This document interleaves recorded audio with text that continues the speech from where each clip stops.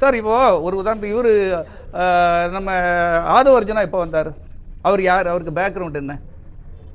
அதே போல் செங்கோட்டையன் 50 ஆண்டுகள் ஒரு கட்சியில் இருந்துட்டு அங்கே உள்ளதெல்லாம் சுகபோகங்களை அனுபவிச்சுட்டு இன்றைக்கி அவர் ஒரு ரிட்டையர்டு கேஸ் ஆகும்போது இவர் ஒரு தலைவர்னு சொல்லி அவருக்கெல்லாம் இதெல்லாம் யோசனை பண்ணி பார்க்கும்போது ஒரு நல்லவர்கள், வல்லவர்கள், புதியவர்கள், புதிய சிந்தனையாளர்கள், அவருக்காக உழைத்தவர்கள் யாருக்கும் அங்கே மரியாதை இல்லைங்கிறது நல்லா தெரிஞ்சிடுச்சு. குறிப்பாக இன்னும் சொல்லப்போனால் அவங்க முதல்ல என்ன சொன்னாங்க?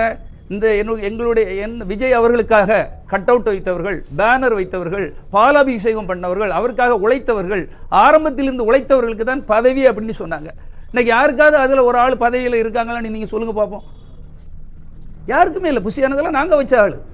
எல்லாமே இடையில் செருகப்பட்டவர்கள், இடையில் வரப்பட்டவர்கள். அப்படின்னா உழைத்தவர்களுக்கு அங்கே மரியாதை இல்லை என்று சொல்லும்போது இப்போ நம்மெல்லாம் எந்த ஒரு அலிகேஷனும் கிடையாது.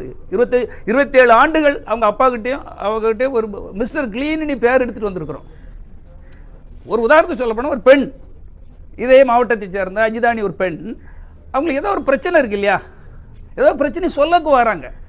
மனசில் ஒரு கஷ்டம் இருக்கும்போது யார்கிட்ட சொல்ல முடியும்? தலைவர்கிட்ட தான் சொல்ல முடியும். அந்த தலைவரே அதை பார்க்காம அந்த காரை அப்படி தூக்கி ஓவர்டேக் பண்ணிட்டு போகும்போது ஒரு 2 நிமிஷம் இறங்கி நின்று பேசிட்டு அந்த பிரச்சனைக்கு ஏதோ ஒரு முடிவு. சரி, இந்த பதவி இல்லையா, இன்னொரு பதவியை கொடுங்கப்பா, ஒரு 4 பேர் சேர்ந்த அந்த பெண்ணுக்கு என்ன பிரச்சனை நீ பேசி முடிங்கப்பா. இதை பேசி முடிக்கிறதுக்கு என்ன? பின்பக்கம் சௌரியேறி குதிச்சு போகிறான் புசியானந்த், இந்த பக்கம் இவர் கண்டுக்காமல் போகிறாரு. ஒரு பெண்கிறவங்களுக்கு முன்னுரிமை கொடுக்கணும், பெண்களுக்கு மதிப்பு கொடுப்பேன்னு சொன்னவங்க நீங்கள் இப்படி அசால்ட்டாக போகலாமா?